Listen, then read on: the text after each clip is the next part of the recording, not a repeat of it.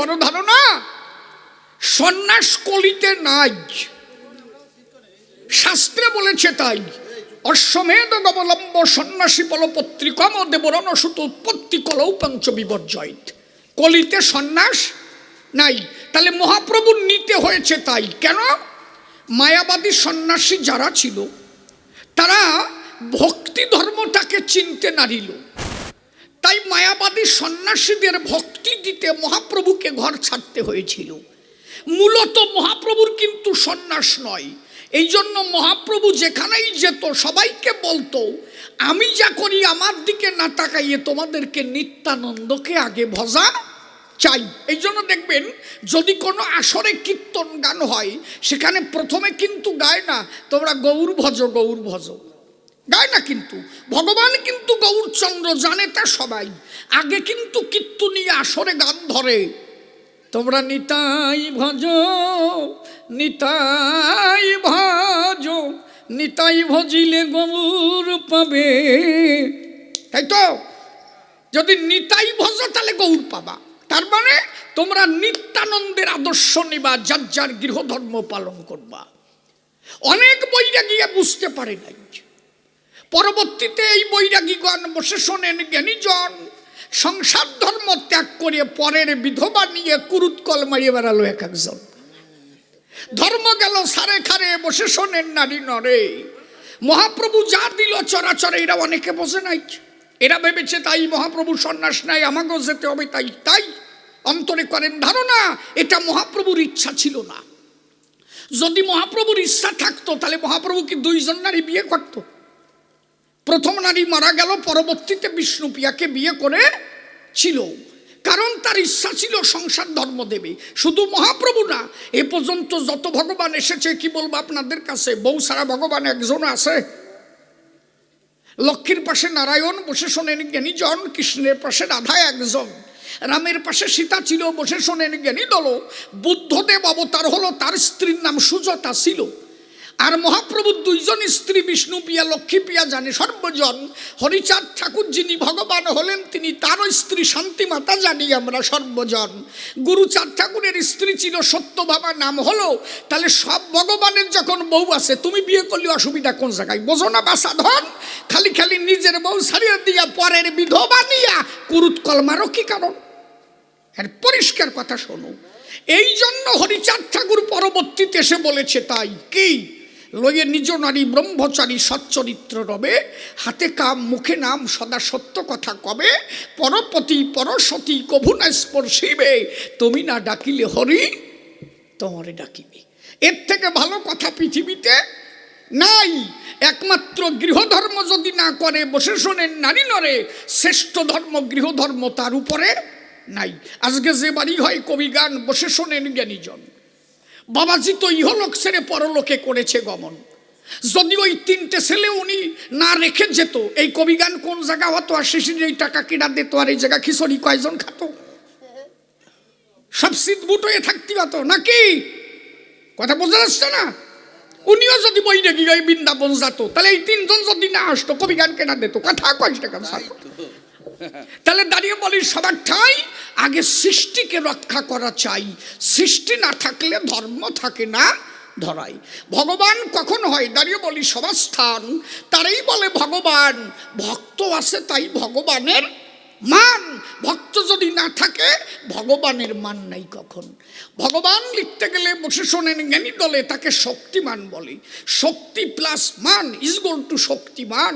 শক্তি হচ্ছে ভক্ত, তাই ভক্ত আছে ভগবানের মান, ভক্ত না থাকলে ভগবানের নাই কোনো সম্মান।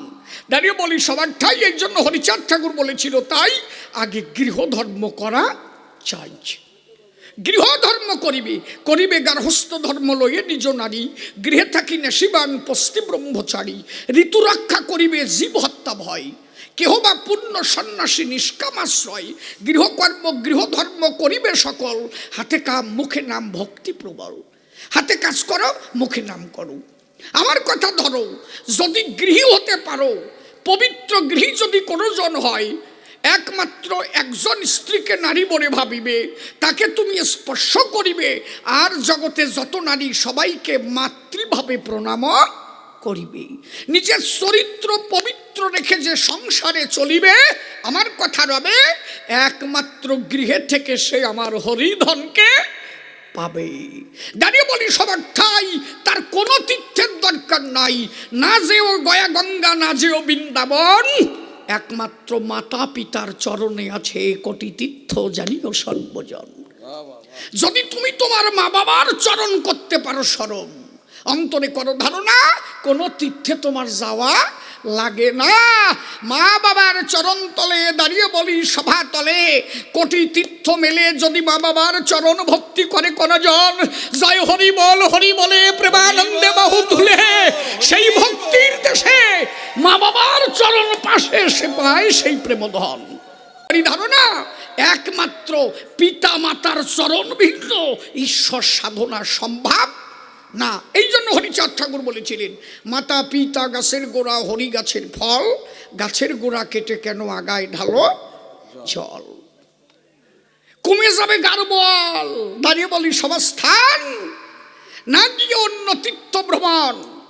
কত টাকা তীর্থে গিয়ে করেছ অপচয় ভেবে দেখো এখন, সেই টাকাগুলো তীর্থে না দিয়া, আমার কথা নিয়া 5,000 টাকা তীর্থে ব্যয় না করিয়া প্রত্যেক দিন 100 টাকা দিয়ে বাজার থেকে যদি ভালো মন্দ খাবার কিনিতে, তখন তুমি আমার কথা নিবা, ওই খাবার এনে বাড়ি আসবা, মা বাবাকে বসাইবা, ওই খাবার নিজে হাতে ধরে মায়ের অধরে কুড়িবা, যখন মা বাবা ওই খাবার গ্রহণ করিয়ে ডাক দেবে দীনবন্ধুর ধরে, হে দীনবন্ধু তুমি আশীর্বাদ করো, এরা আমার সন্তান, ওরা যদি কোনো অপরাধ করে আমি বলি তোমার ধারে, তুমি ওদের কৃপা করে দিও তোমার রাতুল চরণ।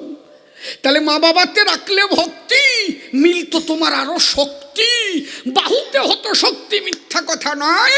সেই মাতা পিতার ভক্তি বলে হরি এসে দেখা দিত তোমার কৃপা তলে, একমাত্র মাতা পিতার আশীর্বাদ ছাড়া হরি দর্শন সম্ভব নয়। তাই মতুয়া তারই কয়, যে মা বাবার চরণ সেবা করে সর্বদাই, চরিত্র পবিত্র রেখে ঘরে থাকে সর্বদাই, এক নারী ব্রহ্মচারী করেছে পালন, সৃষ্টি রক্ষার কারণ নারীর কাছে করেছে গমন, মনে রেখো সর্বজন, একমাত্র মতুয়া হলো সেই জন।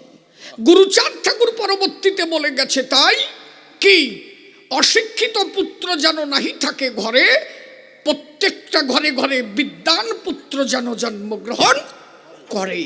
খাও বা না খাও করো ভিক্ষা, ছেলে মেয়ে দাও শিক্ষা। দাঁড়িয়ে বলি সবার ঠাই, শিক্ষিত এক পুত্র হলে দাঁড়িয়ে বলি সভা তলে, তার দ্বারা সমাজের উন্নয়ন হয়ে চলে। অশিক্ষিত পুত্র হলে অন্তরে করো ধারণা, সেই পৌরাণিক ব্রাহ্মণ্যবাদ এরা আবার মেনে চলবে। এইটা কেন বোঝো না? তোমরা শিক্ষিত না হলে ভালো মন্দ বুঝতে পারবা না। আমার মানুষ এমন ছিল, বসে শোনেন জ্ঞানী দল, তাই নিত্যানন্দের ওই ভাব অনেক বৈরাগী বুঝতে পারলো না, তাই এরা পরবর্তীতে ভেগধারীর দল বানালো। ওই যে ভেগধারীর দল আছে না, দেখো নাই, মহাপ্রভু কি দিয়েছিল? তাই মহাপ্রভু চাই নাই, মহাপ্রভু নিতাইকে দিয়ে শিক্ষা দিল, অনেকে বুঝতে পারে নাই, তাই মহাপ্রভুকে পুনরায় হরি হয়ে অবতীর্ণ হতে হয়েছিল। ওরা কান্দির গায়ে ঋণী ছিল মহাপ্রভু। নারীর কাছে যদি কেউ ঋণী থাকে তার আবার আসতে হবে, মায়ের কাছে ঋণী থাকলে তার আবার আসতে হবে। অন্তরে কোনো ধারণা আমরা যুগে যুগে দেখেছি, তো মিথ্যা না, এ তো আপনারা জানেন সুদীজন। রামচন্দ্র যিনি দশরথের কাছে ঋণী হলেন, তিনি 14 বছরে বনবাসে চলে গেল, দশরথ রাজা বাসি মরা হয়ে গেল, বাড়ি ফিরে এলো, সীতার সাথে ছিল। দাঁড়িয়ে বলি সবার ঠাই, সীতার পরে অত্যাচার কম হয়েছে নাকি বলেন দেখি আমায়? আপনারা বাল্মীকি রামায়ণ পড়ে দেখবেন সবাই। সীতারে নিয়ে ঘরে এলো, সীতার 2টা পুত্র ছিল, কুশি ল, ওরা ছিল গর্ভধারে। বসে শোনেন নারী নরে, রামচন্দ্র ডাক দিয়ে বলল, লক্ষণ রে লক্ষণ, কথা নাও, কি সীতারে বনে দাও। কেন? বলে পূজাবর্গ বাজে কথা কয়। পূজাবর্গ বলে মরে, সীতার গর্ভের সন্তান এলো কি করে? সীতা তো ছিল না রামের ধারে, ও তো রাবণের ধারে ছিল, সন্তান এলো কোথার থেকে বলো দেখি আমায়? লক্ষণ কথা নাও, অন্তত পূজাদের মন রক্ষার্থে তুমি শীঘ্র গতি সীতাকে বনে দাও। সীতাকে বনে দেওয়া হলো, বাল্মীকি তপবনে রাখা হলো, 2টো পুত্র হলো। পরবর্তীতে সীতা আবার ফিরে এলো, আবার তাকে পরীক্ষা দিতে হলো। সীতা দুঃখে কি বলবো সভাপাকে ডাক দিয়ে বলেছিল মা বসুমাতাকে, আমা তুই আমাকে পাঠিয়েছিলি এ ধরায়, মা আমার কথা নিবি, তুই আবার তোর সন্তানকে তোর কোলে ফিরাইয়ে নিবি। এই জন্য তারকঘোষের একটা গান আছে, পড়ে দেখবেন সবাই, শ্রী শ্রী মহাসংকীর্তনী, কাঁদলে কি গৌর পাবি তাই তো ভাবি কেনা কাঁদে গৌর বলে, ওর মধ্যে কলি আছে, তোমরা দুঃখ জানো কি রে, ওরে জানো কি রে, কত না কাঁদাইয়েছিলে, দুঃখ না সইতে পেরে মাটি ফেরে মাটির সঙ্গে মাটি হলে। পড়ে রাখবেন সবাই। জানকী মানে হচ্ছে সীতা, আর এক জানকী মানে জানা। তোমরা দুঃখ জানো কি রে মানে জিজ্ঞাসাবোধক চিহ্ন, কি জানো তোমরা, ওরে জানো কি রে, জানকী মানে জনক নন্দিনী সীতা, তাই তার আর এক নাম ছিল জানকী। দাঁড়িয়ে বলি সবার ঠাই, তাহলে সীতার মনের দুঃখ মেটে নাই। রামচন্দ্র বহু কষ্ট সীতাকে দিয়েছিল, শেষ পর্যন্ত সীতা মাটির সঙ্গে মাটি হয়ে গেল। রাধারানী কম কষ্ট পেয়েছিল, পিতামাতা কম কষ্ট পেয়েছিল, কৃষ্ণ জন্ম নিল এক ঘরে, পালন হলো আর এক জায়গায় গিয়ে ধরি।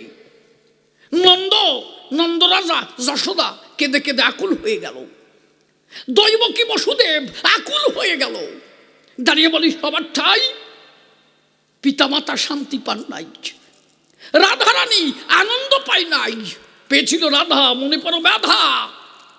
ডাক দিয়ে বলি সবার স্থান, তাই রাধা অঙ্গ কৃষ্ণ অঙ্গ ঋণী হয়ে দুই অঙ্গ হয়ে এক অঙ্গ, নদিয়াতে হলো গৌর ভগবান। গৌর হয়ে গেল, বিষ্ণুপ্রিয়ার সাথে এলো। 24 বছর বয়সে মহাপ্রভু সন্ন্যাস নিয়ে গেল। 24 বছর বয়স বিষ্ণুপ্রিয়াকে এনে ঘরে, প্রভু গেল ঘর ছেড়ে, সন্ন্যাস নিয়ে গেল। বিষ্ণুপ্রিয়া একাকিনী বসে শোনেন জ্ঞানী গুণী। প্রত্যেক দিন সকালবেলা এক মুষ্টি অন্ন, এক মুষ্টি চাল হাতে নিত, এক একটা চাল কৃষ্ণ নামে নিবেদন করে, এক একটা চাল কৃষ্ণ নামে নিবেদন করত, একটা করে চাল হাড়ির মধ্যে ফেলত। এক মুষ্টি চাল হাড়ির মধ্যে ফেলে অগ্নি সংযোগ করে ওই এক মুষ্টি চালের যে কয়টা অন্ন হতো, সেই অন্ন দিন অন্তে একবার রন্ধন করে খেয়ে গোবিন্দ সেবা দিয়ে নিজে তখন ভক্ষণ করত। 24 বছর পর্যন্ত এইভাবে কাটালো। 48 বছর বয়সে মহাপ্রভু এসে দ্বারুদেশে দাঁড়িয়েছে, বাইরের থেকে ডাক দিয়েছে বিষ্ণুপ্রিয়া। ঘরের থেকে বিষ্ণুপ্রিয়া ডাক শুনেছে, বুঝতে পেরেছে প্রভু এসেছে। 24 বছর পরে একটা ডাক দিয়েছে, তাইতে বুঝতে পেরেছে। কেন? বিষ্ণুপ্রিয়ার মুখ কোনোদিন কেউ দেখে নাই। মহাপ্রভু যেদিন থেকে চলে গেল, ওই ব্রহ্ম মুহূর্তে উঠত, ওই সময় নিজে স্নান করে এক মুষ্টি চাল রন্ধন করে খেয়ে ঘরেই থাকতো। অনব্রত মহাপ্রভুর ধ্যানে বিভাবিত ছিল, এক বিন্দু সময় মহাপ্রভুকে ভুলতে পারে নাই। এই জন্য বলছে হরি ধ্যান, হরি জ্ঞান, হরি চিন্তামণি, হরি বিনামি যেন মনি হারা ফনি। বিষ্ণুপ্রিয়া তারা এক বিন্দু সময় ভোলে নাই। এই জন্য একটা ডাক দেওয়া মাত্র বুঝতে পেরেছে আমার প্রভুই এসেছে। আর আমাদের মধ্যে সকালবেলা যদি বাজারে যায়, বলে যে দুটো তেলাপুয়ো মাছ নিয়ে আসে, আধা ঘন্টা পরে যদি উঠোনে এসে দাঁড়ায়, কয় যে কনে গেলিয়ে, কয় যে কেডা আইছে, সুর ভুলে গেছে, এইটুক সবার মধ্যে সুর ভুলে গেছে। বলে আসলে তো ভাবে না উনি যে কতজনের সুর শোনে তার তো ঠিক নাই। তোমাকে জায়গায় এরকম মেয়ে ছেলে নাকি, আমাকে ওই জায়গার কথা বলছে, এরকম আছে না? এই লোক আছে দেখছো। 24 বছর পরে একটা ডাক দিয়েছে শুধু বিষ্ণুপ্রিয়ার। আপনি ভাবতে পারেন কত বড় সতী নারী হলে হয়। একটা ডাক দিয়েছে, তাইতে বুঝতে পেরেছে মহাপ্রভু এসেছে। বাইরে এসে অধমুখে দাঁড়ায় আছে, মাটির দিকে। নারীর স্বভাব তো তাই, লজ্জা নারীর ভূষণ। নিম্ন মুখে অধমুখে দাঁড়ায় আছে। তখন বলে নয়নটা তোলো একটু দেখি। আর আজকাল যা দেখি সাউন্ডের ঠেলা চার কায়দা নাই, রাস্তা দিয়ে হাঁটলি তো রাস্তা ভেঙে যায় মোটেই। আর যার স্বামী বিদেশে যায় তার 3 মাস পরে বোঝা যায় যে ওনারটা বিদেশে গেছে। তোমাকে যে এরকম এই ছেলে না, এ জায়গার কথা না, আমাকে ওই জায়গার কথা গেছে। এরকম আছে কি না নাকি? মানে বিদেশে গেলি টের পাওয়া যায়, সে আটা দোয়া কি আলাদা। ভ্যানিটি ব্যাগে না থাকিয়ে থাক থাক কি বাবা, যে যা পারে করুক গে, যার যা স্বাধীনতা, ও দিয়ে আমার দরকার কি। দাঁড়িয়ে বলি সবার স্থান যদি মনে ভাবে একবার যদি করে চিন্তন, যে স্বামী আমার জন্য বিদেশে গেল, আমার ভালো রাখবে বলে নিজের জীবন উৎসর্গ করতে গেল, সেখানে একা আছে, তার কাছে নাই কোনো জন, একটা জ্বর ব্যাধি হলে কেউ দেখার মতো নাই, শুধু আমারে ভালো রাখার দায়। আমি যদি আর একজনের দ্বারে শুয়ে বেড়াই, এটা কেমন, মানে ওর কি রুচি, এটা ভাবো না। ওইরকম জিব্বে কাটিয়ে না, ওরকম অনেক আছে, দেহা আছে। কি বাবা মিথ্যা বলছি নাকি? এরকম অনেক আছে রে বাবা। ওর বাবা ওই লোক যে কোটি আসল জায়গা পড়েছে গাছ, দেখছিস? এইটা ভাববার বিষয়। আমি সবার কথা বলছি না, যারা এটা করে তাদের কথা বলছি। একবার সে চিন্তন করবে, সে তার মনে ভাববা না যে যে আমাকে ভালো রাখতে বিদেশে গেল, আমাকে ভালো রাখবে বলে সে নিজের জীবন পরোয়া করে বিদেশে গিয়ে অর্থ পাঠালো, আমি কি করি আর একজনের সাথে যাই? এই ভাবনা যদি তার মধ্যে একবার জাগে, সে কোনোদিন পারে অনুরাগে? বলেন দেখি, স্বভাব আগে। তাহলে নারী যদি তার সতীত্ব না থাকে, দাঁড়িয়ে বলি স্বভাব আগে, সংসারে থেকেও ঈশ্বর প্রাপ্তি হয়, তার কোথাও যাওয়ার দরকার নাই, কিন্তু মন খানা তার ত্যাগী হওয়া চাই। কি বলবো, সবাস্থান অধমুখে বিষ্ণুপ্রিয়া তাকিয়ে আছে। মহাপ্রভু বলেছে তখন, আমাদেরকে তাকাও, একটু নয়ন তোলো, কতদিন তোমার দেখি না, একটু দেখিস। বলে আমি যদি তোমার দিকে তাকাই, তোমার যদি সন্ন্যাস ভেঙে যায়। বিষ্ণুপ্রিয়া জানে তাই, যদি কেউ সন্ন্যাসী হয়, তার নারী মুখ দর্শন করলে তার সন্ন্যাস ভেঙে যায়, আর সন্ন্যাস থাকে না। মহাপ্রভু করে বর্ণনা, আমার সন্ন্যাস কি না তা তো তুমি জানো না, আমার কথা নাও, একবার তাকাও, আমার সন্ন্যাস কিনা সে তো আমি জানি, ভাঙবে না, একবার তাকাও, কতদিন তোমার দেখি না, 24 বছর বয়সে তোমারে ফেলে গেছি দারুদেশে, আর আসি নাই তোমার পরবাসে, কথা নিবা, একবার একটু আমার দিকে তাকাবা। সজল নয়নে বিষ্ণুপ্রিয়া তাকাই আছি মহাপ্রভুর পানে, খালি অনুধাবন করেন। 24 বছর নাই ঘরে, 48 বছর বয়সে মহাপ্রভু এসে দাঁড়িয়েছে দারুদেশে, ডাক দিয়ে বলছে, তাই আমার কাছে কিছু চাও না? মহাপ্রভু ডাক দিয়ে বলছে বিষ্ণুপ্রিয়ার কাছে, আমার কাছে কিছু চাও না? বলে কি চাবো? বলে কিছু চাও না? বলে তুমি তো আমার প্রাণের পাখি, হৃদয়ের পাখি, যারে আমার হৃদয় মাঝে রাখি, সারা জীবন হৃদ মন্দিরে যারে দেখি, আবার তার কাছে কিছু চাওয়া লাগে নাকি? 24টা বছর ধরে তুমি আমার হৃদয়ের পাখি, আমি হৃদয় মন্দিরে তোমারে দেখি, আমি তো এক বিন্দু সময় তোমারে ভুলে যাই নাই, আমি তো রেখেছিলাম তোমার হৃদয় মন্দিরে, দেখেছি আমার হৃদ মন্দিরে, আমি ভুলে যাই নাই তোমারে, কি চাইবো তোমার দ্বারে? বলে কোনো জন্মে শান্তি দিতে পারি নাই, কিছু চাও না? আমার প্রতি তোমার অভিমান হয় না? বলে হয়তো। বলে তা কিছু চাও না? বলে এত যদি দেওয়ার বাসনা, আমার কথা নিবা, নারী জীবনে স্বামীর চরণ ছাড়া তো আর কিছু শ্রেষ্ঠ হতে পারে না, আমার কথা নেও, তোমার ওই খরম দুখানি দিয়ে যাও, যে খরমের পরে তুমি দাঁড়ায় আছো না, ওই খরম দুটো দিয়ে যাও। মহাপ্রভু বলে, তাই এমন চাওয়া চাইলে জন্মের মতো বেঁধে নিলে খরম দিয়ে কি করবা?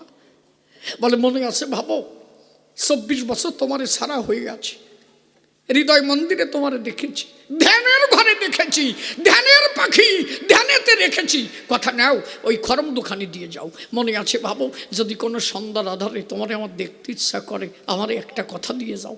কি? যদি কখনো সন্ধ্যার আধারে তোমারে আমার দেখতে ইচ্ছা করে, আমি যদি ডাক দিই তোমারে, সেই দিন তুমি আমার স্বামী হয়ে এসো না, আমার প্রাণনাথ হয়ে এসো না, আমার কথা নিও, বিশ্ববাসী যে শ্রীকৃষ্ণ চৈতন্য রূপে তোমাকে দেখেছে, সেদিন ভগবান হয়ে খরমের পরে দাঁড়াইও, আমি পরাণ ভরিয়ে তোমার রূপ মাধুরী দর্শন করব, সেদিন তুমি খরমের পরে দাঁড়াইও। এই হচ্ছে বিষ্ণুপ্রিয়া। নারীর কাছে বাধা পড়ে গেল। মহাপ্রভু বলে, তাই এমন চাওয়া চাইলে জন্মের মতো বেঁধে নিলে, অন্তরে করি ধারণা আমি তোমার কাছে বাধা পড়ে গেলাম। শোনো কি? কোনো জন্মে শান্তি দিতে পারলাম না, এইবার মনে আছে ভাবো গার্হস্থ্য ধর্ম শ্রেষ্ঠ ধর্ম, গৃহধর্ম শ্রেষ্ঠ ধর্ম, দ্বিতীয় নাস্তি বহুতলে, গৃহধর্মের পরে শ্রেষ্ঠ ধর্ম নাই। তাই নিজে সাজিয়া গৃহী জগৎকে সাজাবো, আমি স্বয়ং হরি হয়ে অবতীর্ণ হব। কোনো জন্মে তোমারে শান্তি দিতে পারি নাই, তাই শান্তি মাতা বানাইয়া ওরা কান্দি তোমারে নিয়া আমি শ্রী হরি হইয়া মধুর মিলন সাধন করিব। জয় হরি বল, হরি বলে প্রেমানন্দে বাহু তুলে শান্তি হরির যুগল মিলন ওরা কান্দি ঘটাবো। হরি হরি বল, হরি বল, হরি বল, বাবা তারক, বাবা তারক, হরি বল। বাড়ির আচ্ছা আচ্ছা আচ্ছা, বাবা শ্রদ্ধেয় বাবা পরিমল বিশ্বাস মহাশয়, উনি বাবু মণিমোহন সিকদার মহাশয়, ওনারা আমাকে টাকার মালা দান করেছে। আমার তো দেওয়ার মতো কিছু নাই, শ্রীহরির কাছে প্রার্থনা করি দীনবন্ধু এদের যেন কোনোদিন অর্থের অভাব না দেয়, তারা যেন এদের চরণ ছাড়া কোনোদিন না করে।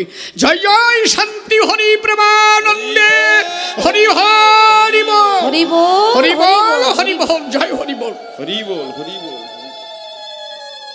তাহলে দাঁড়িয়ে বলি সবাস্থান, মানুষ গেলে ভক্তির ঘরে বসে শোনেন নারী নরে, বিষ্ণু পিয়া পেয়েছিল তার ভক্তির ডোরে। নারীর কাছে ঋণী ছিল, তাই তো মহাপ্রভুকে আবার হরি হয়ে আসতে হলো। মায়ের কাছেও ঋণী হয়েছিল, এই জন্য পিতামাতা সর্বশ্রেষ্ঠ মনে নিও। তাই কোনো জন্মে পিতামাতার সুখ দিতে পারে নাই, তাই সচিমাতার কাছে ঋণী ছিল নদীগার নেবাই। যেদিন শান্তিপুরে মায়ের সঙ্গে দেখা হয়, ডাক দিয়ে বলে মায়ের ঠাই, মা বলে মহাপ্রভুর ঠাই। কিরে তুই কি জানিস? তোর তো জানা নাই, মহাপ্রভু জন্মাবার আগে সচিমাতার গর্ভে 8খানা কন্যা সন্তান জন্মায়, 8টা মেয়ে। সচিমাতার গর্ভে 8খানা মেয়ে জন্মায়, তারপরেই সচিমাতার আর একজন ছেলে, পরবর্তীতে হচ্ছে মহাপ্রভু। মহাপ্রভু ছিল সবার ছোট। তাহলে এক এক করে যে মায়ের 10 থেকে 11খানা সন্তান চলে যায়, সেই মা ঠিক থাকতে পারে? যার একটা সন্তান হারাই যায়, বুকের মানুষ হারানোর পরে সে ঠিক থাকতে পারে? অন্তরে করো ধারণা। সচিমাতা ডাক দিয়ে বলে নিমাই, এক এক করে সবাই চলে গেল, তোরে নিয়ে বুকে ছিলাম, তুইও চলে যাবি, আমি এখন কি করে থাকবো বল দেখি আমায়। তখন মায়ের কাছে করালবদ্ধ দিয়েছিল নিমাই, কি ত্রিসত্য অঙ্গীকারে আবদ্ধ হয়েছিল। আমা তোরে এড়াইতে শক্তি নাহি কমার, তব গর্ভে জন্ম নেব আরো 2 বার। সে জন্ম নেব আমি ওই শূন্য কোণে, যত জীব মাতাইব হরি প্রেম বানে। অন্তরে করি ধারণা, আমার যতবার আসতে হবে, তোর মতো মায়ের গর্ভ ছাড়া আমি আসতে পারি না। এই যে মায়ের কাছে ঋণী হলো, তাই তো আবার তার আসতে হয়েছিল। এই জন্য দাঁড়িয়ে বলি সবার ঠাই, এসেছ সংসার করিবার তরে, একবার সাধক হয়ে যদি যেতে চাও তার গোচরে, আর যদি না আসতে হয় জড় মরার পরপারে, এটা তো জরা মরার পরপার। একজন সাধক যখন যায়, সে আর জম্বুদ্বীপে আসতে চায় না। বাবা পাগলের একটা গান আছে, আমি আর চাহি না জনম, আর চাহি না মরণ, তোমার চরণ তলে রেখে দাও, একটা গান আছে না? তাহলে যদি কেউ সাধক হয়, সে আর এ জগতে আসতে চায় না, অন্তরে করেন ধারণা। তাহলে কারো কাছে ঋণী থেকে যেও না, ভেবে দেখো। তাই এসেছো সংসার মাঝারে, আমি বলি তোমার ধারে অন্তত মাতৃ পিতৃ ঋণ মুক্ত করে পিতৃধনে ধনী হয়ে যাও তুমি সংসার ছেড়ে। আর নারীকে আনন্দ দিয়ে গৃহধর্ম করে মনটা রেখে শ্রীহরির দরবারে সংসারে থেকে পুণ্য ত্যাগী হয়ে পুণ্য রস আস্বাদন করা যায়। এই জন্য হরিচাঁদ ঠাকুর যে ধর্ম দিয়েছে, কি বলবো আপনাদের কাছে, মহাপ্রভুর যার যা বাকি ছিল আমি বলে গেলাম সভা মাঝে, আরো অনেক কিছু বাকি ছিল, বসে শোনেন জ্ঞানী দল। যে কথা না বললে নয় সভা তল, আপনারা ভেবে দেখেন। তাই এই যে আমরা যে নাম গাই, 4টে যুগ আমরা স্তরে পাই, কি কি? সত্য, ত্রেতা, দাপর, কলি। বসে শোনেন শ্রোতা মণ্ডলী, সত্য যুগে একটা মানুষের আয়ু ছিল 1 লক্ষ বছর, ত্রেতা যুগে মানুষের আয়ু হলো 10,000 বছর, দাপর যুগে মানুষের আয়ু হলো 5,000 বছর, আর কলিতে এসে মানুষের আয়ু হলো মাত্র 120 বছর। এখন আর 120 বছর বাঁচা লোক আছে নাই, এখন মাত্র 60 বছর হলেই একজন গুল্লি দিয়ে পড়ে যাচ্ছে। 60টাই পার হচ্ছে না, দেখছো যে খবর উনি কোনতে আনিছে ঠেকে দাও, কয় যে 60 পার হচ্ছে না। দাঁড়িয়ে বলি সবার স্থান, তাহলে মানুষ এখন 60টার পার হয় না, তাইতে ঘটে যাচ্ছে মরণ। তথাপিও হরিলীলামৃত সাক্ষ্য দিয়েছে কি, সত্য তেতা দাপর কলি, কলি যুগেই কনিষ্ঠ, কনিষ্ঠ হইয়া হইলে সর্বযুগ শ্রেষ্ঠ। বলে অন্যান্য যুগে মানুষের আয়ু 1 লক্ষ বছর, কোন যুগে 10,000 বছর, কোন যুগে 5,000 বছর, কোন যুগে 120 বছর। তথাপিও এবার মানুষের আয়ু ছোট হয়েও কলিযুগ ধন্য হলো। তার একটা কারণ ছিল, যুগ যত গেল ঈশ্বর সাধনা তত কমতে লাগলো। সত্য যুগে মানুষের সাধনা ছিল ধ্যান তপস্যা, মানুষ ধ্যান তপস্যা করে ঈশ্বরকে পেত। যদি 1 লক্ষ বছর বাঁচত, 50,000 বছর ঈশ্বর সাধনায় দিত, আর 50,000 বছর অন্তত সংসার করতে পারত। সত্য যুগ চলে গেল, ত্রেতা যুগে 10,000 বছর, তাহলে 5,000 বছর যদি যাগযজ্ঞ করে, ত্রেতা যুগে সাধনা হচ্ছে যাগ যজ্ঞ, তাহলে ত্রেতা যুগে সাধনা করে 5,000 বছর যাগযজ্ঞ করবে, আর 5,000 বছর ঈশ্বর সাধনা করবে। দাপর যুগে আসলো কি, পূজার্চনা, পূজার দ্বারা রাধারানী তার সেবার দ্বারা গোবিন্দকে লাভ করেছিল। তাহলে দাপর লীলায় মানুষের আয়ু ছিল 5,000 বছর। 2,500 বছরে যদি সাধনা করে, 2,500 বছর থাকে, তাও বউ নিয়ে শুয়ে থেকে একটু সুখ পাওয়া যায় নাকি? আর এখন যদি 120 বছর আয়ু হয়, বউ নিয়ে শুবা কোন সময়, আর ধানের চাষবা কোন সময় করবা, কোন সময় কি করবা তাই কর, সময় আছে? চোখ বুঝিয়ে দিন চলে যাচ্ছে। তথাপিও কলিযুগ শ্রেষ্ঠ হলো। তার কারণ হচ্ছে, তাই অনন্য যুগে মানুষ অত বছর সাধনা করে যা পায় নাই, এইবার 60 বছরেও মানুষ পেয়েছে। তাই সেই যে সত্য যুগে মধুর হরিনাম সৃষ্টি হয়েছিল, সেই হরিনাম সত্য যুগে সৃষ্টি হয়েও সত্যের মানুষ পায় নাই। আমি বলি সভাতলে বসে শোনেন জ্ঞানী দলে, হরিনাম গোলকে গোপনে ছিল, বসে শোনেন জ্ঞানী দল। সে কথা বলা ভালো, যেদিন আদ্যাশক্তি মহামায়ার থেকে 3 জন জন্ম হলো। কে কে? ব্রহ্মা, বিষ্ণু, মহেশ্বর। এই গর্ভ থেকে 3 জনে জন্মায়। ব্রহ্মা, বিষ্ণু, মহেশ্বরে বসে শোনেন নারী নরে। আদ্যাশক্তি মহামায়া ডাক দিয়ে বলে, ব্রহ্মার ধারে আমারে বিয়ে করা চাই। ব্রহ্মা করে বর্ণনা, মারে বিয়ে করা যায় না। বলে তাহলে কি করা যায়? বলে বিষ্ণুর কাছে যাও। বিষ্ণুর কাছে গেল, বিষ্ণু আমারে বিয়ে করে নাও। বিষ্ণু বলে, তাই যার থেকে জন্ম হয়েছে তারে কি আর বিয়ে করা যায়? বলে তাহলে কি করা যায়? গেল ভোলানাথের দ্বারে, ডাক দিয়ে বলো, ভোলানাথ গোসাই আমার কথা নাও, এবার আমারে বিয়ে করে নাও। ভোলানাথ করে বর্ণনা, ওরা 2 জন পারলো না, তাই বলে যে আমি পারবো না তা ভাবিয়ে না, আমি পারবো, আমার কথা নাও। তোমার সাথে মাতা পুত্রের সম্পর্ক আছে। আমি বলি তোমার কাছে 108 জন্ম যদি কাটাতে পারো, তাহলে আমার বউ তুমি হতে পারো। দাঁড়িয়ে বলি সবার ঠাই। তখন ভোলানাথ মহেশ্বর যিনি, তার এই বক্ষ দেশটাই থেকে বলে অনাহত পদ্ম।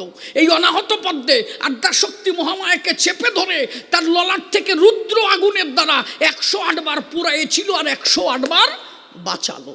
বসে শোনেন জ্ঞানী দল, এইটাকে গুণে রাখার জন্য কণ্ঠের হাড় কেটে রেখেছিল। মহামায়ার কণ্ঠের হাড় কেটেছিল 108 বার। এই জন্য মেয়েদের এই কণ্ঠের হাড়টা নাই। আতাই দেখো আছে নাই, যাক ভালো, উনি হাত দিয়ে দেখছে। তাহলে ওই হার আর নাই। দাঁড়িয়ে বলি সবার ঠাই। এই 108 বার পুরানোর পরে আপনারা বসে শোনেন নারী নরে, দেখবেন রামায়ণের ভিতরে ওই যে 108টা নীলপদ্ম জন্মায়। ওই 108টা নীলপদ্ম ওই হারের থেকে জন্ম হলো। বসে শোনেন জ্ঞানী দল, পরবর্তীতে রামচন্দ্র যে অকাল বোধন পুজো করেছিল, ওই 108টা নীলপদ্ম সেদিন ওই পূজায় লেগে ছিল। শোনা যাচ্ছে কি আমার কথা? বোঝা যাচ্ছে বাবা? দাঁড়িয়ে বলি সবার স্থান। আর দেখবেন ওই যে ভোলানাথ মহেশ্বর, ওই যে 108টা নাম, ওই 108টা হাত থেকে 108টা মালা, ওই যে ফুটি, দেখবেন যে বইরে গিরা মালা টেপে না, ওই মালাও কিন্তু 108টা। ওই যারা টেপে তাকে তারা শুনে দেখবা যে ওই টেপা টিপি আরো কয়টা ওর মধ্যে 108টা না। আমি ভুল বলছি? বাবা বাবা, ইনি তো খবর ভালো রাখছে রে। রবি ওইটারে নিয়ে চল, কবি আলমানায় দিবানি। হরি বলি সবার ঠাই। আমার যে একটা গল্প মনে পড়ছে, বুঝলি? কব আস মনে পড়ে গেছে, শোনো। গল্প না, আর সত্যি কথা কই। আমার সাথে তখন দোতারা বাজায় নিরোদী গোসাই, নিরোদ নাম, বহির্গাছি, প্রতাপনগর বাড়ি, বিশ্বনাথপুর বাড়ি। তা পরে আজকে ধুয়ে মুছে পরিষ্কার করে নিয়ে যাব বাড়ি। তাই তুই যা হয় হোক, কি ওরে সহজে সারা লোক নাকি আমি, হ্যাঁ? তাহলে দাঁড়িয়ে বলি সভাস্থান, এই নামের সৃষ্টি হলো কখন? আমি তো বাজে কথা বলি না, মনে পড়ে গেল তাই করলাম, নইলে এত বড় বাজে কথা বলা লোক আমি, আমি কি বললি বল, আসে গেলি নয় আবারও কবানি। দাঁড়িয়ে বলি সবার ঠাই, আদ্যা শক্তি মহামায়াকে তখন বিয়ে করলো ভোলানাথ গোসাই। ওই যে 108 বার পুরলো, 108 বার বাঁচালো, তখন মহামায়া ভোলানাথকে বিয়ে করলো। ভোলানাথ, এই মহামায়া ডাক দিয়ে বলে ভোলানাথের ঠাই, এই ভোলানাথ, আমার কথা বলিস না, ভোলানাথ ডাক দিয়ে বলে মহামায়ার ঠাই, আচ্ছা তুমি যে আমার পুরাইলে, আমার কিছু পেলে? বলে একটা কিছু পেয়েছি। বলে কি পেয়েছ? বলে আগে হচ্ছে ধনী, তারপরে বর্ণ। আগে ধনীর জন্ম হয়, যেমন বিশ্ব পৃথিবীর একটা প্রথম ধনী, যারে নাদন ধনী কয়, বসে শোনেন নারী নরে, সেই ধনীটা কি? ওম, অ রস্যৌ ম, ওম, সৃষ্টি স্থিতি প্রলয়। দাঁড়িয়ে বলি সবার ঠাই, তাহলে আগে ধনী, তারপরে থেকে আমরা বর্ণ পাই। তা বললো যে আগুন যখন জ্বলে তখন হো হো করে ওঠে, এই হো হো থেকে হ, আর যখন নেভে তখন রি রি রি রি শব্দে নেমে যায়। হো হো থেকে হ শব্দ, রি রি থেকে যখন রি শব্দ পেল ভোলানাথ, তখন এই নাম জপিতে লাগিল। এই জন্য বসে শোনেন জ্ঞানী দল, ভোলানাথকে পরম বৈষ্ণব বলা হয়। আমাকে কিছু অজাত আছে, কয় যে ভোলানাথ গেজা খাইছে, এই গেজার দোষটা ভোলানাথের ঘাড়ে দিচ্ছে। ভোলানাথ সিদ্ধির মানুষ, উনি কোনোদিন গেজা খাই নাই, এই কয় শয়তানে ওই দোষটা ওনারে ঢুকইছে। সিদ্ধিদাতা কারে কয়? স্থূল প্রবর্তক সাধক সিদ্ধি। অশ্বিনী গোসাই লিখেছে গান, স্থূলে মূল তাল ঠিক রেখে প্রবর্তে নাম লওরে সুখে, সাধনে সাধকতারে এই তোরে ডাকার বিধান, সিদ্ধে গিয়ে মাতাম দিয়ে যাওরে মত্ত মাতাল হয়ে, প্রেম সাগরে জোয়ার দিয়ে কর হরির নামামৃত পান, হৃদয় যন্ত্রে হরিনাম মন্ত্রে পুরিয়া সুতান। তাহলে সিদ্ধিদাতা হয় যারা নামে প্রেমে মাতোয়ারা। ভোলানাথার কালী ছিল হরি প্রেমে মাতোয়ারা, তারা গাঁজা খালো কোন সময় বলেন দেখি এখন? আর এই কয় শয়তান শ্মশানে যাবে, ভোম ভোলে কয়ে টান দেবে, কয় যে ভোলানাথ খাইছে আমরাও খাচ্ছি। একে বলবেন যে ভোলানাথ যদি গেজা খায়, তাহলে ভোলানাথ তো বিষও খাইছিল, বিষ খায় নাই? ভোলানাথ বিষ খেয়ে শীত হয়ে পড়লো, দুর্গা দেবী দুধ দিল, দুধ খেয়ে লাভ দিয়ে উঠলো। একে বলবেন তাহলে ভোলানাথ তো বিষ খাইছে, একটু বিষ খেয়ে দেখাতো, ওই জায়গা হাত দেবে না, ওই জায়গা হাত দেবে না, গেজায় হাত দেবে। এ শয়তানের দল, ধর্ম দিচ্ছে রসাতল। কোনো মাদক দ্রব্য কোনো ধর্মের অঙ্গ হতে পারে না। দাঁড়িয়ে বলি সবার ঠাই, কোনোভাবে এগুলো সম্ভব নয়। এই যত বাজে কথা ধর্মটাকে দিচ্ছে এরা, সারে খারে দিচ্ছে এরা বাজেভাবে ধর্মের দোহাই। ভোলানাথ কিন্তু ওই গেজা সিদ্ধি এগুলো কোনোদিন খায় নাই। ভোলানাথ ছিল সিদ্ধিদাতা, সিদ্ধির ঘরে নামের ঘরে ছিল সদা সর্বদাই। এই জন্য অশ্বিনী ঘোষের একটা গান আছে না, ও নাম ব্রহ্মা জপে চতুর্মুখে শিব জপেছে অবিরাম, গানটা গাই নাকি? একটু শোনা, আবার আলোচনায় যাব। হা হা, সুধা পানে প্রেম তুফানে, ও নাম সুধা পানে প্রেম তুফানে, ঢেউ খেলাও মন অবিশ্রাম, আনন্দে লোরে মধুর হরি নাম, আনন্দে লোরে মধুর হরি নাম, আনন্দে লোরে মধুর হরি নাম। হরি নামের তুল্য দিতে কি আছে অবনীতে, হরি হতে বড় হরি নাম। হায় গো হরি হতে বড় হরি নাম, হরি নামের তুল্য দিতে কি আছে অবনীতে, হরি হতে বড় হরি নাম। হায় গো হরি হতে বড় হরি নাম। ও নাম ব্রহ্মা জপে চতুর্মুখে, মজকে চতুর্মুখে, ও নাম ব্রহ্মা জপে চতুর্মুখে, শিব জপেছে অবিরাম। আনন্দে লোরে মধুর হরি নাম, আনন্দে লোরে মধুর হরি নাম, আনন্দে লোরে মধুর হরি নাম। হরি নাম সুধা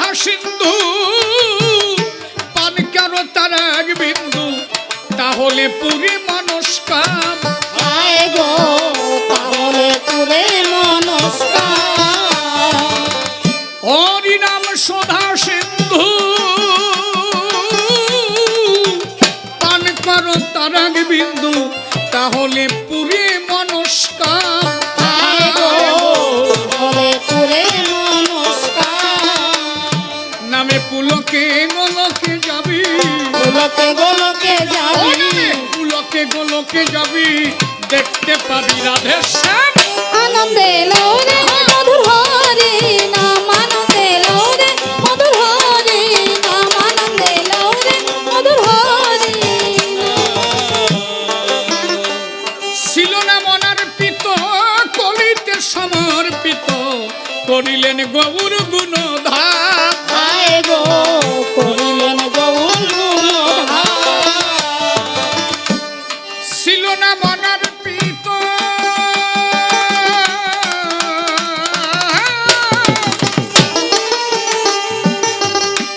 এই যে একটা বিষয় অনেকে মহাপ্রভুর ভক্ত হয়েও মহাপ্রভু কি নাম দিয়েছে এটা অনেকে বুঝতেই পারে না আপনি আমার কথা বিশ্বাস করবেন না আস্তে আপনি চৈতন্য চরিতামৃত পড়ে দেখবেন মহাপ্রভু যখন খান্ডিবনে যায় ঝাড়িখণ্ডের পথে সিংহ আর হাতি রাস্তার পরে দাঁড়িয়েছিল সেই দিন মহাপ্রভু একটা নাম করেছিল আপনি 50 থেকে 60 জায়গার উপরে চৈতন্য চরিতামৃতে পাবেন মহাপ্রভু কি নাম করেছিল মহাপ্রভু সেদিন দুই বাহু তুলে বলেছিল হরে কৃষ্ণ হরি বল হরে কৃষ্ণ হরি বল আর একটা নাম করত হরিহরায় নম কৃষ্ণ যাদবায় নম যাদবায় কেশবায় মাধবায় নম এই আর একটা নাম করত মহাপ্রভু কিন্তু সদা সর্বদা মহাপ্রভু যে নাম করত সেই নাম হচ্ছে হরি বল হরি বল একবার সবাই হরি হরি বল হরি বল হরি বল হরি বল তাহলে এই যে হরিনাম মতুয়ারা গায় এই নাম এনেছিল কে এই নাম এনেছিল মহাপ্রভু কিন্তু বৈষ্ণবে ইহা বুঝতে পারে না অনেক বৈষ্ণবে এই নামকে বলে মরা নাম অনেক বৈরাগী কয় যে এই নাম গায় নাকি আপনি চৈতন্য চরিতামৃত পড়েছেন নাকি চৈতন্য ভাগবত আপনি পড়েছেন গোবিন্দ দাসের করসা যিনি মহাপ্রভুর পারিষদ ছিলেন গোবিন্দ দাস যার বাড়ি ছিল বর্ধমান কাঞ্চননগর আমার এই বছরও গান আছে ওনার 500 কততম ওনার জন্মবার্ষিকী জন্ম উপলক্ষে এবছর আমার গান আছে বর্ধমান কাঞ্চননগর গোবিন্দ দাস যার স্ত্রী গোবিন্দ দাসকে কটু বাক্য বলাতে গোবিন্দ দাস ঘর ছেড়ে চলে গেল মহাপ্রভুর কাছে এবং মহাপ্রভুর সাথে থাকতো সব সময় গোবিন্দ দাসের করসাতে পরিষ্কার লিখেছে মহাপ্রভু সদা সর্বদা বলতেন একবার হরি বল একবার হরি বল একবার হরি বল হরি বল হরি বল সেই নাম মতুয়ারা গায় কিন্তু বৈরাগীরে এইটা বুঝতে পারে নাই যেহেতু বৈষ্ণবরা বুঝতে পারলো না তাই পরবর্তীতে হরিচাঁদকে আবার আসতে হলো এই জন্য অশ্বিনী ঘোষাই গান লিখেছে হরিনাম ছিল না মনার পিত কলিতে সমর্পিত করিলেন গৌর গুণধার করিলেন গৌর গুণধার নামে জগাই মাধাই তোরে গেল জগাই মাধাই তোরে গেল নামে জগাই মাধাই তোরে গেল প্রাপ্ত হলো মোক্ষধাম আনন্দে লৌরে মধুর হরি সবাই মিলে হরি হরি বল হরি হরি বল মধুর হরি নাম আনন্দে লৌরে মধুর হরি নাম হরিনাম মহাঔষধি পান কর নিরবধি ভবব্যাধি হইবে আরাম আয় গো ভববিধি হইবে আরাম ও নামে দান করিবে প্রেমানন্দ প্রেমানন্দ নামে দান করিবে প্রেমানন্দ এ দেহ হবে নিষ্কাম আনন্দে লৌরে মধুর হরি নাম আনন্দে লৌরে মধুর হরি নাম আনন্দে লৌরে মধুর হরি নাম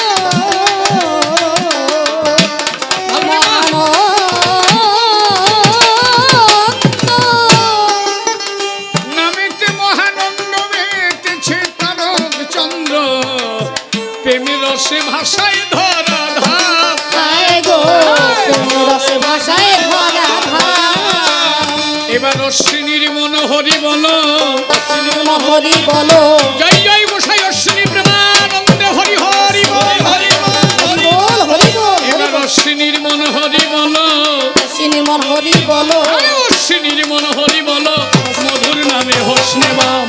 আনন্দে লরে মধুর হরি নাম, আনন্দে লরে মধুর হরি নাম, আনন্দে লরে মধুর হরি নাম। মহাপ্রভু দয়াল অবতার বলে গেল তাই। আচ্ছা, মহাপ্রভুকে দয়াল বললে হরি কি বাদ পড়ে যায়? যেই মহাপ্রভু সেই হরি যা বলি জগৎ সংসারে। আমি দয়াল বলে বলি যদি শ্রীমান মহাপ্রভুরে। আচ্ছা, যদি মহাপ্রভুকে দয়াল বলা হয়, সেই দয়াল কি হরিচাঁদকে বলা হয় না? সেই মহাপ্রভু যদি হরিচাঁদ হয়, আলাদা আছে কি? ও বলদ বোঝে কাজে মহাপ্রভুরে দয়াল বলল। শোন, মহাপ্রভু এসেছিল, যা দিয়ে গেল। আজকে মহাপ্রভু যা দিল, আপনি মনে করেন এই গ্রামে একজন মেম্বার আছে, এই মেম্বার এই বছরে এই গ্রামে 20খানা ঘর দিচ্ছে। এখন পাড়ার লোক গান গাইয়ে বেড়াচ্ছে, ওরে আমাকে গেদম যে কত ভালো মেম্বার রে, ও রে শালা 20খান ঘর দিচ্ছে, আগের ডানা একটাও দেয় নাই।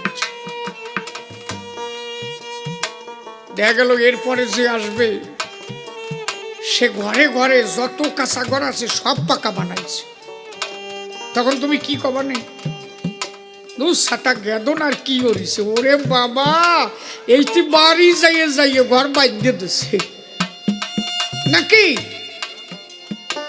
বিষয়টা হচ্ছে তেমন। মহাপ্রভু যা দিয়ে গেল, পরবর্তীতে হরিচাঁদ এসে ঘরে ঘরে নাম বিতরণ করল। মহাপ্রভু নাম দিল খোল করতালে। আচ্ছা, কয়জন খোল করতাল বাজাতে পারো তো কাউ দি আমার? কয়জনে খোল বাজাতে পারো তো হাত তুলে কাউ দি, আমি ভালো পারি। বড় জন 100 জনের মধ্যে 2 জন কি 3 জন নাকি? তার বেশি কি পাওয়া যাবে? কথা কয় না কেন, সাটা বোঝো না? 1 জন কি 2 জন কি 5 জন কি 10 জন নাকি বাবা? তাহলে নাম যদি গাইতে হয় একটা রাগের পরে গাইতে হবে। নাম যদি একটু প্রেমের মতো নয় তত শোনা যাবে না। মহাপ্রভু যেভাবে দিয়ে গেল, এখানে ধরো মাইক টাইক কিছু নাই, তখন তো এইসব মাইক টাইক ছিল না, খালি একটা খোল একটা জুড়ি বাজতেছে আর নাম হচ্ছে। কয়জন শুনবে? কয়জনে খবর পাবে কম? আর কয়জনে খোল জুড়ি ভালো বাজাতে পারে? আচ্ছা, যদি কই যে ডাঙ্কা বাজাও, কয়জন পারবে? হাত তোল। ওই একজনও বাদ থাকবে না নাকি? তাহলে খোল জুড়ি সবাই বাজাতে পারে না, ডাঙ্কা কিন্তু সবাই বাজাতে পারে।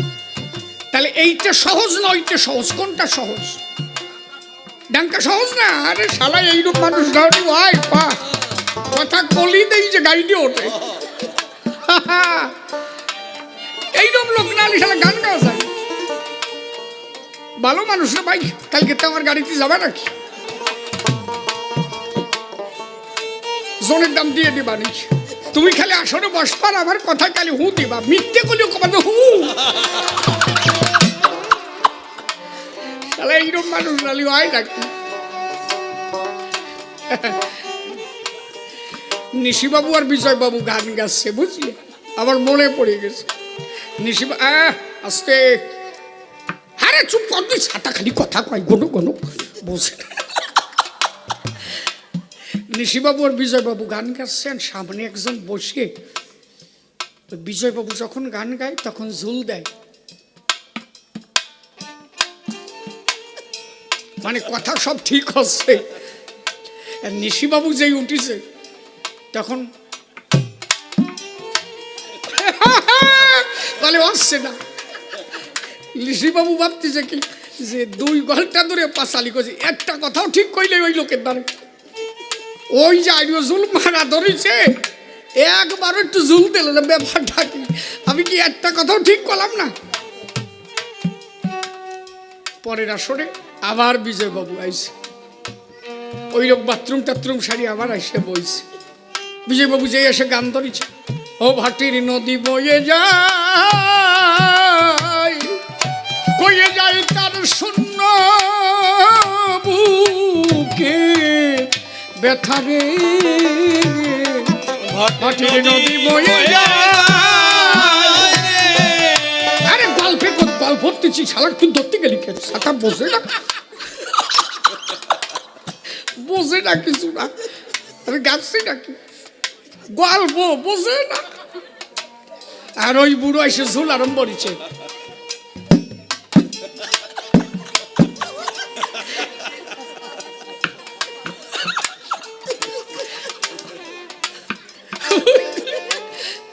বিজয়বাবু গাল গিয়ে চলে গেছে, আবার লিসি বাবু আইছে, ঝুল আবার বেতাল হয়েছে।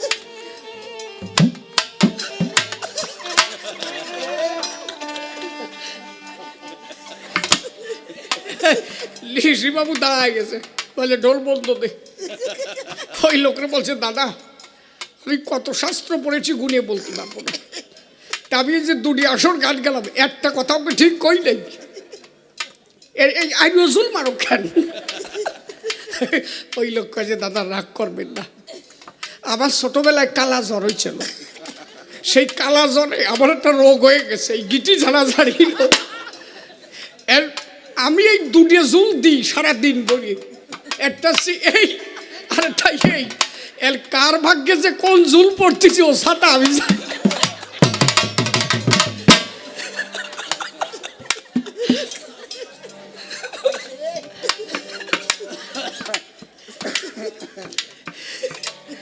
হরিবল হরিবল। একটা ব্যক্তিগত কবিগান দেওয়া, আমি বছরে যত পালা গান গাই, প্রতি মাসে দেখা গেল 27 পালা 26 পালা, আবার এই মাসে 26 পালা গান, ফাল্গুন মাসে খালি 28 পালা গান, মাত্র 2 দিন ফাঁকা। হেলেন চাই আবারও গান আছে আমার, তোদের ওই সম্মিলন, হ্যাঁ 8 তারিখে 6টি সম্মিলনে গিয়ে গেলাম। বাগদা সম্মিলনে ফোন করেছিল, ওরা ডেট পায় নাই, কিন্তু আমরা গান গাই। এইরকম ব্যক্তিগত গান এর দেওয়া মানুষ অনেক কম, বছরে 1 পালা কি 2 পালা জোটে, কেন এই যে একটা অ্যামাউন্ট, এই ভার বহন করা, মুখ দিয়ে কোয়া অনেক কথা কোয়া যায়, এটা যে ঈশ্বরের নামে এমন একটা টাকা দান করে, এটা একটা বিষয় আছে। আমার কাছে যদি 1 লাখ টাকা থাকে, আমার একটা অ্যাকাউন্ট আছে, আমি যদি কম্পিউটারে গিয়ে ওই অ্যাকাউন্টটা চাপ দিই, আমি বুঝে যাব আমার কত অ্যাকাউন্ট আছে, কত অ্যামাউন্ট আছে। পরমার্থটা হচ্ছে এমন, আপনি কতটুকু পরমার্থ সঞ্চিত করেছেন এটা আপনিও নিজে জানেন না, এর কোনো অ্যাকাউন্ট নাম্বার নাই। তাই বলে আপনি পাননি না, আপনি পেয়েছেন। এই অ্যামাউন্টটা সেই দিন দেখা যাবে যেদিন আপনি এই দেশ থেকে সেই দেশের উদ্দেশ্যে রওনা দেবেন, যেদিন গিয়ে আপনি ভবনদীর কোলে দাঁড়াবেন। এই জন্য বিজয়বাবু একটা গানের মধ্যে বলেছিল, অর্থ সম্পদ যা কিছু সম্বল, এ জীবনের সংগ্রহ সকল, একদিন সবই পড়ে রইবে মহিতল।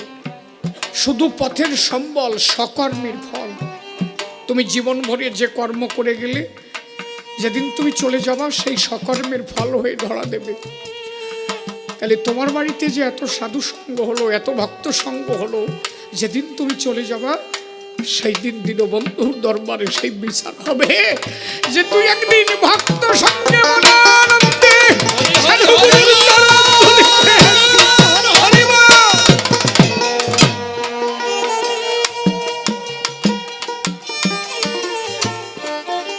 বেলা তো সবারই ডুবে যায়, খেয়ে কতদিন থাকি আমরা বলেন দেখি।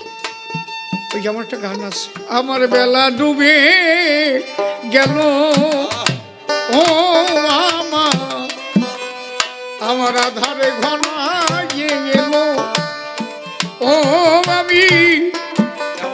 কেমনে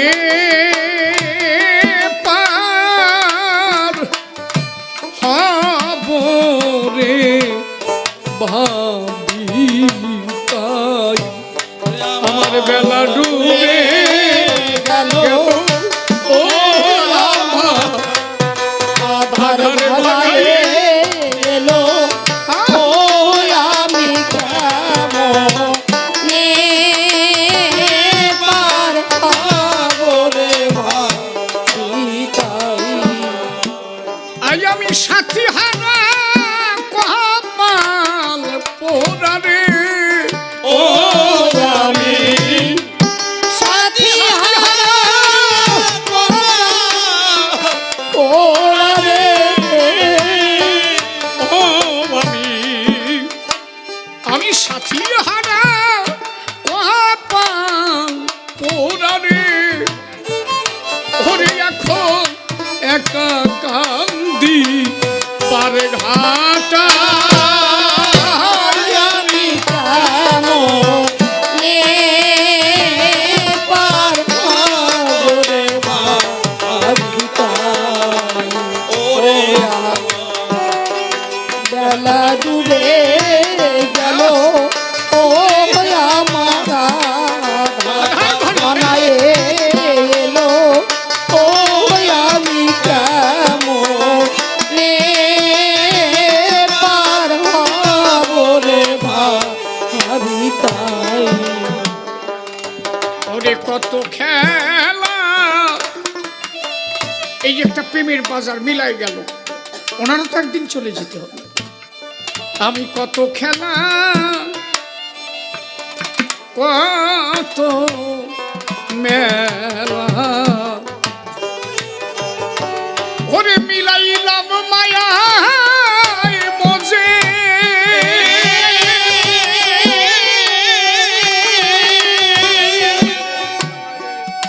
ওরে দেখি সবাই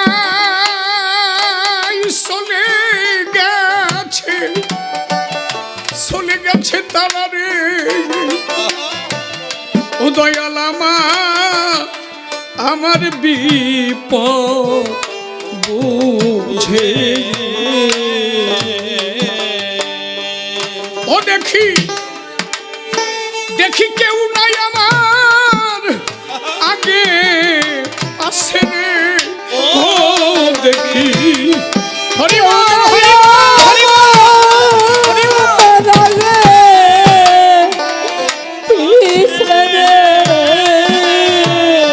ও দেখি কেউ নাই আমার আগে পাশে রে ওরে আমি কার কাছে গিয়ে দাঁড়াই আমি কেমনে পার হব রে ভাবি তাই বেলা ডুবে গেল ও আমার আধার ভাঙায় এলো ও আমি কেমনে পার হব রে ভাবি তাই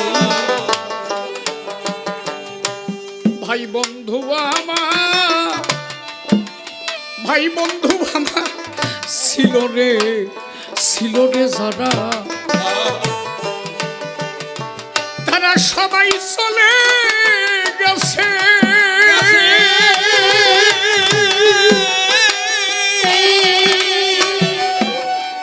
এখন একা একা বসে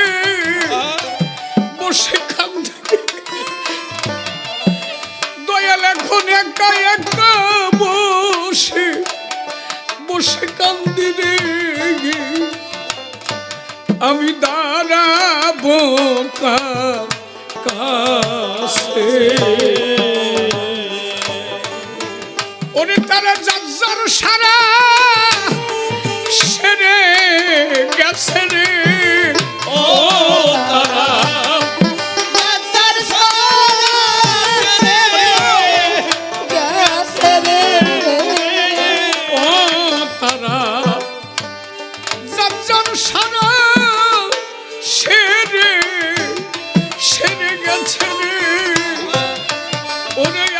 আমার আমার দিক না ফিরে চায় আমি কেমনে পার হব রে ভাবিতা বেলা ডুবে গেল ও আমার ভাঙাইয়ে গেল ও আমি কেমনে পার হব রে ভাবিতা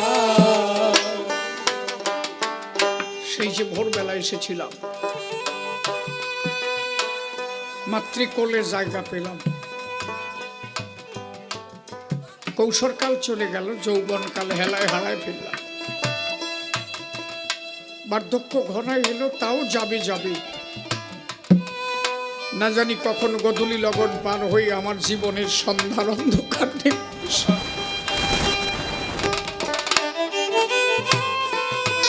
আমি যে তোমার নৌকায় জায়গা পাবো তেমন কোনো সাধন ভজন আমি জীবনে করি নাকি। আমার জীবনের যারা সাথী ছিল তারা সবাই এক এক করে বিদায় নিয়ে গেছে, ভাই বন্ধু পিতা মাতা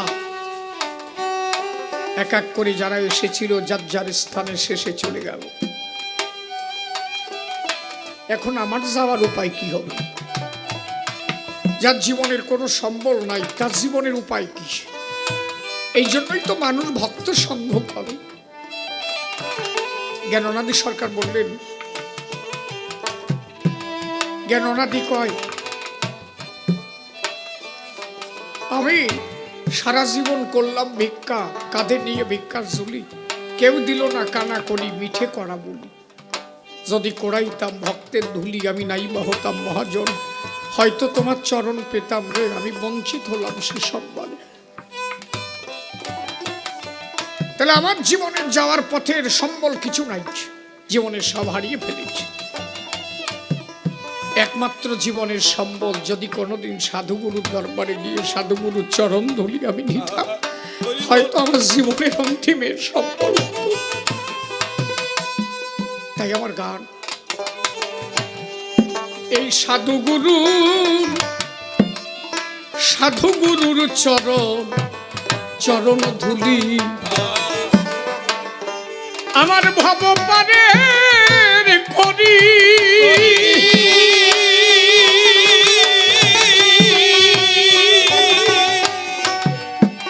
এই সাধু সঙ্গ নাই মোর ভাগ্যের, ও দয়াল মিশে মিশে মায়ায় পড়ি। ও তোমরা দাও দাও সবাই চরণ ধুলি রে, ও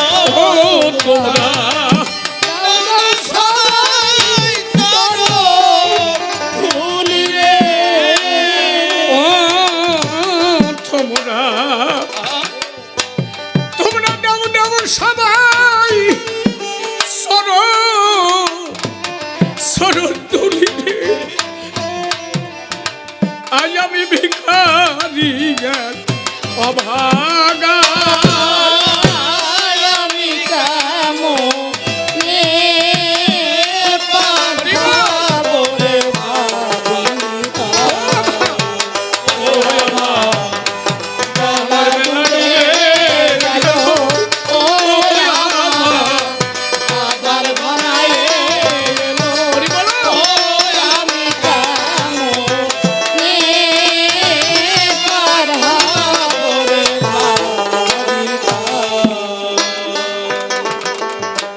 অধম শিশির বলে আমি আজ আমি সম্বলবিহীন একজন, দয়াল আমি কেমন যাই পারে,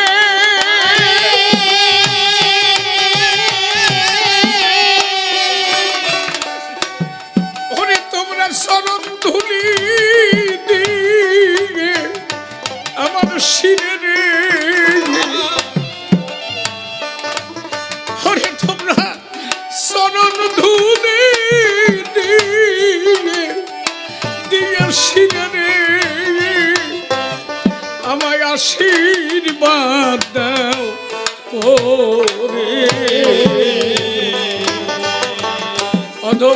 শিশির বলে আমি আজ আমি সম্বলবিহীন একজন দয়াল আমি কেমনে যাই আরে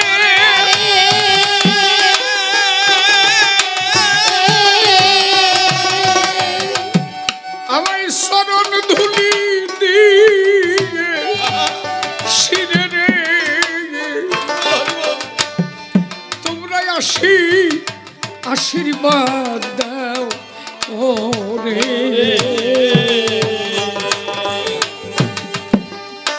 ওরে আমি আমার এই ধুলিতে জানা সেদিন হয় পানের খড়ি গে হরিবল হরিবল এই ধুলি সেদিন পারে ওরে ওরে আমার এই ধুলিতে জানা সেদিন হয় পানের খড়ি রে আমার নিবেদন রইল ভক্তের পায় আমি কেমনে পাবো রে ওহে আমার বেলা ডুবে গেল ও আমার আধার ঘনায় এলো ও আমি কেমনে পার হব রে ওরে একা আসা একা যাওয়া কেহ সাথী নাই ও নাই একা যাবা একা ভেবে দেখো তাই যেদিন আসিবে জম পুরাবে দম আমার কথা লবা সেই দিন মহাজনের কাছে তুমি কিবা জবাব দিবা যেদিন সামনে সে দাঁড়াইবে তোমার দরজায় সেদিন জবাব দেওয়ার মতো জগতে তোমার আর তো কিছু নাই তাই তো সময় থাকতে ও মন চড়াইয়ে নাও ভক্তের চরণ ধুলি আর একমাত্র করতে পারো হরিনামের বলি ওদের শেষের সম্বল এই হরিনাম হরিনামকে ধরি একবার প্রেমানন্দে বদন ভরে বলো হরি হরি হরিবল এই হরিনাম পথের সম্বল ভেবে দেখো তাই আরে অন্তিম কালে জীবনের এই নাম সাথী হয় এই নামে কি পারে বলি তোমারে মতুয়ারা কি বা নূতন পেল এই নামের মধ্যে পূর্ণ শক্তি মতুয়ারা নিল তুমি ডেকে বললে সবাধারে জানিবার আশাই মহাপ্রভু কে দয়াল বলে আমি দিলাম পরিচয় আর হরিচাঁদকে পরম দয়াল বলেছি সংসারে একজন দয়াল আর একজন পরম দয়াল বলি সবাধারে দয়াল হয়ে মহাপ্রভু জগৎ উদ্ধার করতে এলো কিন্তু অনেক জায়গায় মহাপ্রভুর বাকি থেকে গেল এইবার সেই বাকি কাজ পূর্ণ করতে এলো পূর্ণ ব্রহ্ম হরি তাই তো পরম দয়াল বলে তারে আমরা প্রণাম করি এই জন্য অশ্বিনী গোসাই লিখেছিল এলো পরম দয়াল দক্ষিণ কাঙাল তাপিতের প্রাণ জোড়াল মহাপ্রভু দয়াল আর হরিচাঁদ আমার পরম দয়াল এই জন্য পরম দয়াল শ্রী হরিচাঁদ এলো ওরা কান্দির গায় আরে পূর্ণ লীলা করে হরিচাঁদ আমার লীলা সাঙ্গ দেয় তোমার কথার জবাব কথায় কথায় দিলাম সমাধান হরে আত্মা হলে বেশি বলি আমার নাহি প্রয়োজন সেজন্য সে সভা মাসে আরো কথা বলে যাবে আবার পুনরায় আমার সভা মাঝে দাঁড়াইতে হবে প্রথমবারে আর তাহলে বলবো না কো বেশি ঘরে বেশি কি বললে সে হয়তো হয়ে যাবে খুশি আরে খুশি নিয়ে এ সভাতে আমার কোনো দরকার নাই আমি ভাবের পালা এখানেতে ছেড়ে দিয়ে যাই দেখি যে সে কোন ভাবে কোন কথা কয় ঘরে কোন ভাবে ভাবের পালা ছেড়ে দিয়ে যাই আমি প্রথমবারে গিয়ে গেলাম ক্ষান্ত এরপরে হবে না এ পর্যন্ত অন্ত এরপরে সে এসে দাঁড়াবে সভায় আমি আবার আসিব ধর্মসভার ঠাই সভা